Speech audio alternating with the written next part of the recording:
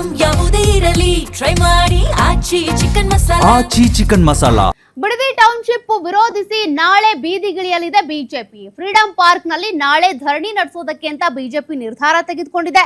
ಧರಣಿಯಲ್ಲಿ ಭಾಗವಹಿಸಲಿರುವಂತಹ BJP ಶಾಸಕರು ಮತ್ತು ಸಂಸದರು. ಬಿಜೆಪಿ ಈಗ ಅಲರ್ಟ್ ಆದಂತೆ ಕಾಣಿಸ್ತಾ ಇದೆ. ಇಷ್ಟು ದಿನ ಬರೀ ಜೆಡಿಎಸ್ ಹೋರಾಟ ಮಾಡ್ತಾ ಇತ್ತು, ಈಗ ಬಿಜೆಪಿಯು ಕೂಡ ಅಲರ್ಟ್ ಆಗಿದೆ.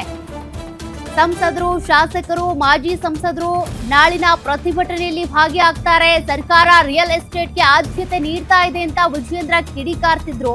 ಈಗ ಪ್ರತಿಭಟನೆಗೂ ಇಳಿತಿದ್ದಾರೆ.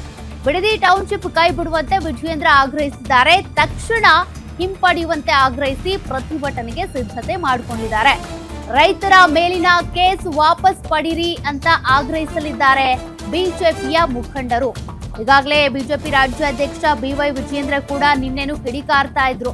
ಆದಷ್ಟು ಬೇಗ ಈ ಟೌನ್ಶಿಪ್ ಯೋಜನೆ ಮಾಡಲ್ಲ ಅಂತ ಹಿಂಪಡಿರಿ, ರೈತರ ಮೇಲಿನ ಕೇಸು ಹಿಂಪಡಿರಿ ಅಂತ. ಪ್ರಾಮಾಣಿಕವಾಗಿ ರೈತರ ಧ್ವನಿಯಾಗಿ ಹೋರಾಟವನ್ನು ಮಾಡ್ತಾ ಇದ್ದಂತ ರೈತರ ಸಂಘಟನೆ ಮೇಲೆ ರೈತರ ಮೇಲೆ ಪ್ರಕರಣಗಳನ್ನ ದಾಖಲು ಮಾಡಿದ್ದೀರಿ. ಪ್ರಕರಣಗಳನ್ನ ತತ್ಕ್ಷಣ ಹಿಂಪಡೆಯಬೇಕು. ರೈತರ ವಿರುದ್ಧ FIR ಅನ್ನ ರಿಜಿಸ್ಟರ್ ಮಾಡಿ ದಬ್ಬಾಳಿಕೆ ಮಾಡೋದಕ್ಕೆ ಹೊರಟಿದ್ದ ರಾಜ್ಯ ಸರ್ಕಾರ ಅದನ್ನ ನಿಲ್ಲಿಸಬೇಕು ಅನ್ನುವ ಆಗ್ರಹವನ್ನ ನಾನು ಮಾಡ್ತಾ ಇದ್ದೇನೆ.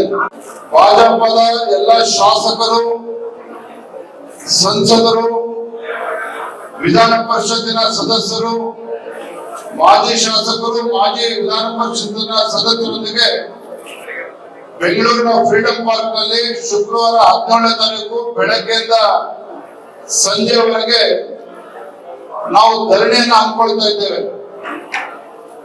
ನಮ್ಮ ಧರಣಿಯ ಉದ್ದೇಶ ನಾವು ರಾಜ್ಯ ಸರ್ಕಾರಕ್ಕೆ ಆಗ್ರಹ ಪಡಿಸ್ತಾ ಇದ್ದೇವೆ. ಪ್ರಕರಣಗಳನ್ನ ರೈತರ ವಿರುದ್ಧ ಪ್ರಕರಣಗಳನ್ನ ದಾಖಲು ಮಾಡಿದ್ದೀರಿ, ದೌರ್ಜನ್ಯ ಮಾಡ್ತಾ ಇದ್ದೀರಿ, ಆ ಪ್ರಕರಣಗಳನ್ನ ಹಿಂಪಡಿಬೇಕು. ಮತ್ತೆ ಬಿಡದಿ ಟೌನ್ಶಿಪ್ ರೈತರನ್ನ ಒಕ್ಕಲೆಬ್ಬಿಸ್ತಕ್ಕಂತ ಕೆಲಸವನ್ನ ಕೈ ಬಿಡಬೇಕು, ಟೌನ್ಶಿಪ್ ಇಂದ ಹಿಂಸರಿಬೇಕು ಅಂತ ಹೇಳಿ ಶುಕ್ರವಾರ ಈ ಧರಣಿಯನ್ನು ನಾವು ಹಮ್ಮಿಕೊಂಡಿದ್ದೇವೆ.